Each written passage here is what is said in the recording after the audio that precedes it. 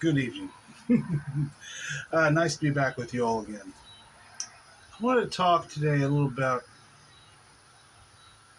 what makes uh, an artist great. Is it skill or is it heart, passion, creativity?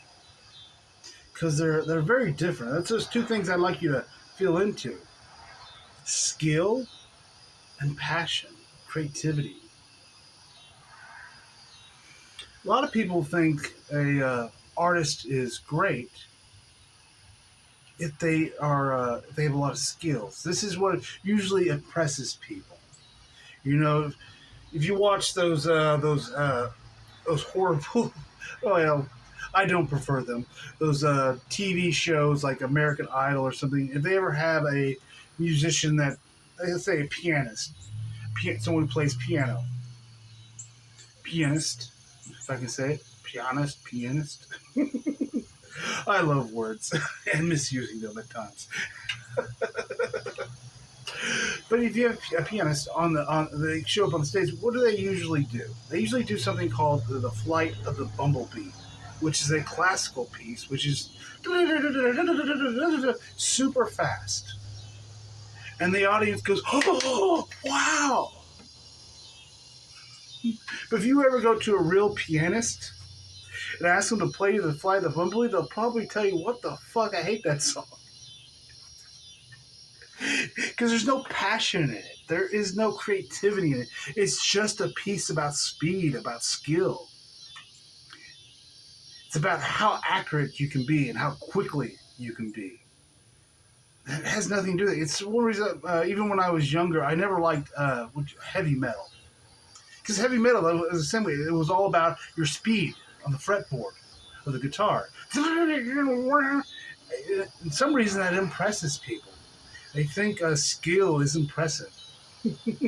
They'll call someone who has skill, who can play something fast and accurately. Oh, a prodigy, a genius. Oh, it's just mental crap. It's just information accurately put together, but there's no heart in it. There's no passion in it.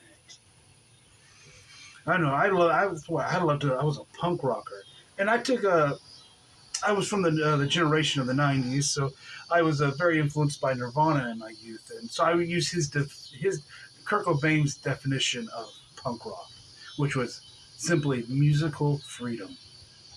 That was my ethos at one of my younger years: musical freedom to do whatever the fuck you want to do.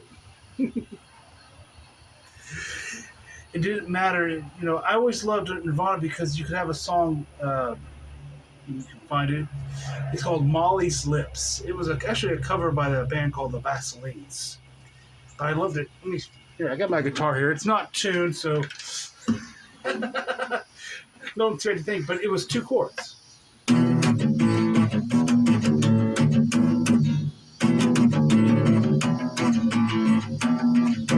That's it. Kiss, kiss Molly's lips. Kiss, kiss Molly's lips. Having fun today. But that's it. That was it. I found that fascinating. You could just make music with just two chords. And they're really the same chords, just moved in two different places over and over again. Because it was all about passion. Punk rock was true punk rock. There's always mental in each category. I don't want to speak too broadly, but the great musicians of the punk rock generation and that new wave and the alternative scenes and stuff were the ones that had the passion, who played from the heart. You could take a two chord song and have fun and enjoy it. It didn't have to be all that nonsense. That's what I fell in love with punk rock. I love the simplicity of it. It wasn't about complications. Yes, you could make it complicated if you wanted to, but it wasn't mental. It didn't get caught in the mind. If you did it from a heart level, because it was all about what served the expression, what served that passion. If it was 1 to 2 chords, that's all it needed to be. If there was more, that's fine. But simplicity of it, that was the beauty of it. I bring this up, this skill and passion, this skill and heart, this creativity, because creativity comes from the heart. People think minds are creative. No, like I've said before, the mind only moves ones and zeros around. It's almost like it's like a biological computer in a way. It's very limited. It's very linear. It only knows how to copy, how to dissect, cut things up, and rechange everything around. I bring this up because I've been looking at a website here lately called Midjourney.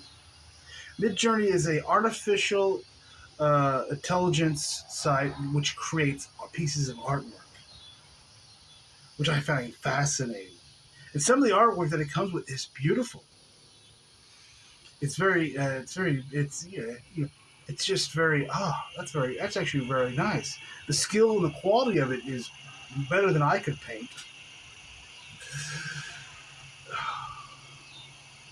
But it's not about skill. The thing is, people miss on that website. They don't factor in is consciousness.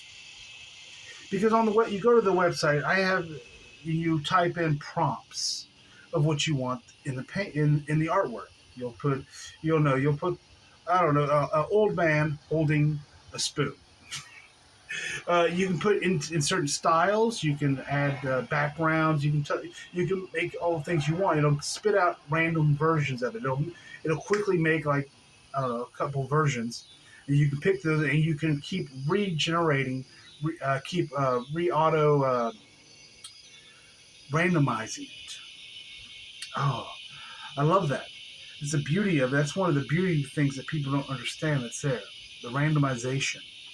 Because the computer's taking all these different sources and rearranging them, but it's doing it in a random way. Because the computer doesn't know what good art is. It doesn't. It has no clue. It doesn't have a heart. It can take pieces and bits of things of what you tell it to look for and just put them together, but it doesn't understand it. It can't look at a painting and go, oh, wow, that is breathtaking. That is beautiful. It cannot do that. Only a human being can do that. Well, a lot of humans, when they go to an art museum, they look at the art from the mind. They get all mental about it. Well, this was painted in 1832. They used rare paints from the East. Oh, this is a portrait of the son of a nobleman, and they'll get all the little facts and figures about things the useless, pointless information. Instead, it's just sitting there and just radiating, allowing the painting to radiate back into you, just feeling it in the heart. Oh, that's beauty. That's sensuality. Now, I said computers don't really have passion. They don't have a heart. They don't understand sensuality. Because sensuality doesn't come from the mind either. Sensuality is from the soul. It's from that I exist. It's from the heart. So a beautiful thing that happens in those creations is the randomization. So I think I've said in previous years, nothing is random. Nothing is random. Chaos is illusion. Chaos is another word for nothingness, darkness, consciousness. You can say randomness is a word for consciousness. It's just what's not understandable. It doesn't have a logical path. You can say the randomization that happens in the computer doesn't have a logical path. That's where kind of the true magic of consciousness come in. You can say the person who is writing out the prompts is communing with the program on another level. Community, his consciousness is interacting, and it will uh, bring an effect to that randomization. I think there's been a, it's that there's that. Oh, I can't remember what it's called. That's is the cat dead or not? There's some kind of old thing about that. I have to look it up. I forget what it was. I've heard about it a long time ago. Like, is a cat in a box? Is it dead or is it alive? Kind of thing. Or does a tree fallen in the forest if there's no one there to witness it? If consciousness isn't present, what is actually happening? And scientists will tell you that consciousness, when you bring your focus, your awareness to something, it changes it. Your intent can change it. That's something, if you ever try to do these websites, be aware of that. Bring your consciousness.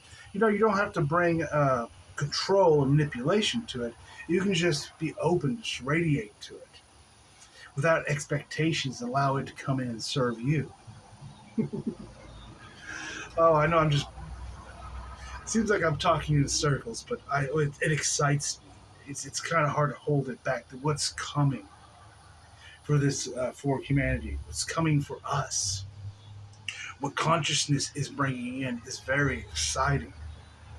That's why I wanted to be here. The time of machines, this age of consciousness.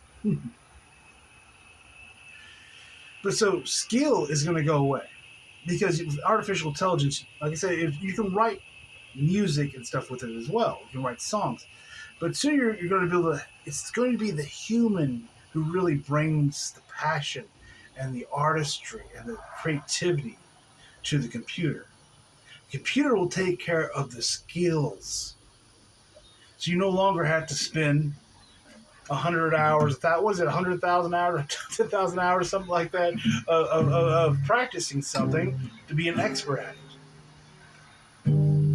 That's a beautiful thing. It already happened because I'm going to knock my camera over the guitar.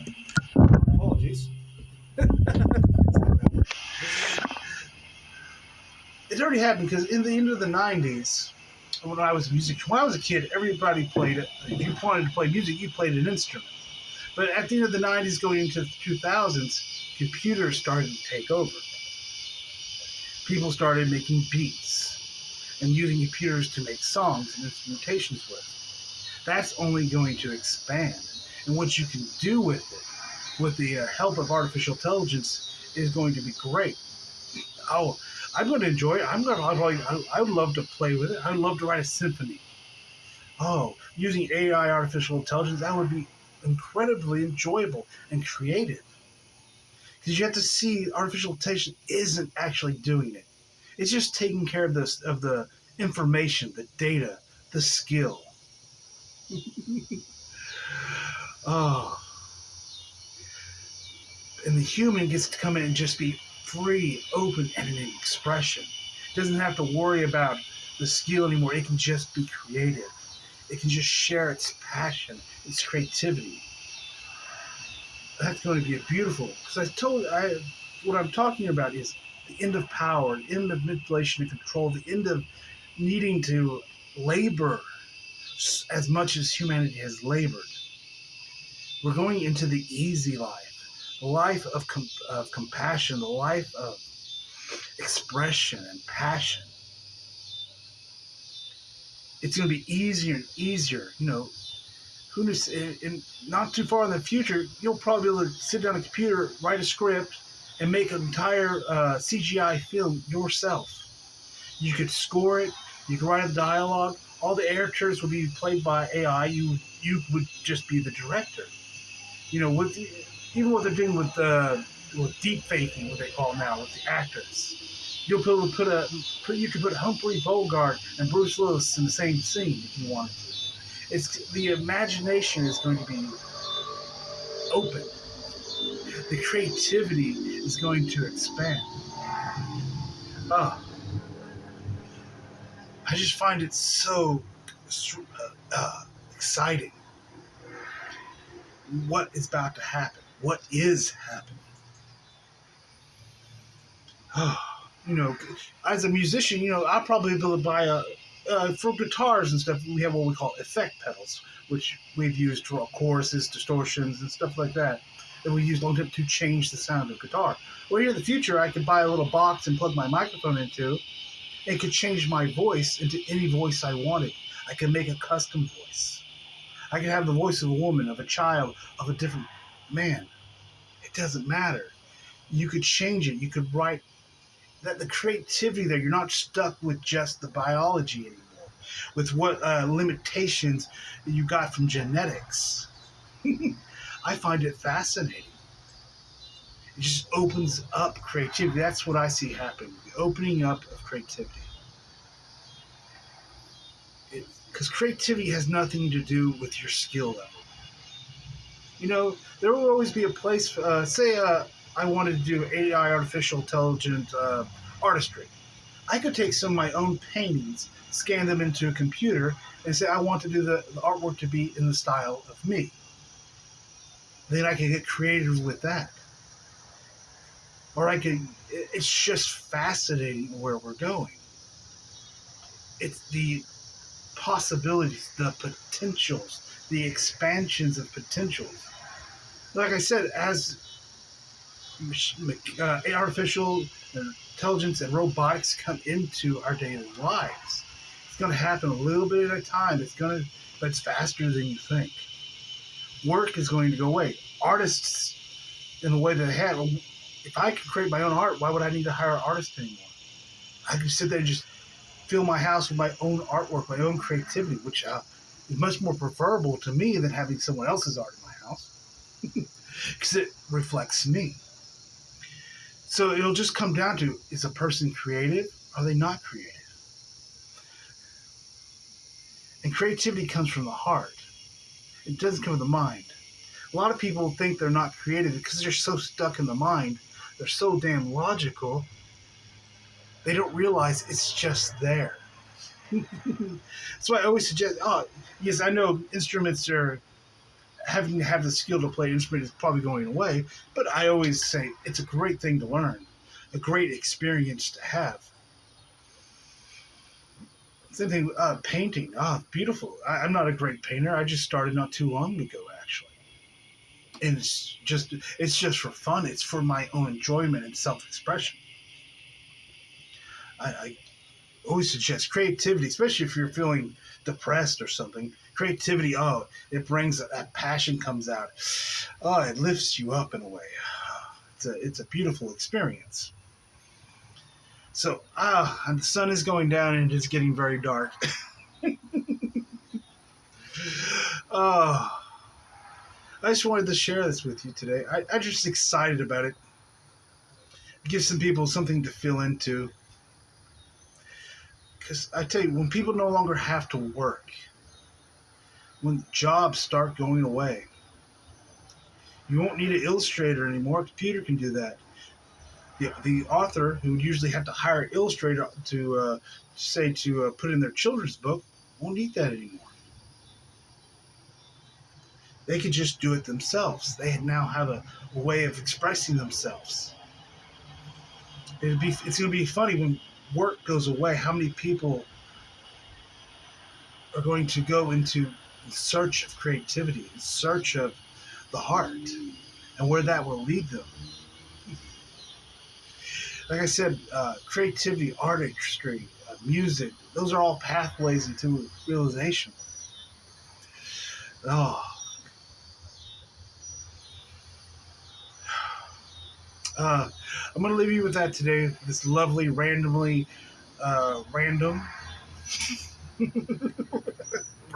this beautiful video as we go into the sunset. I thank you all. Have a great day.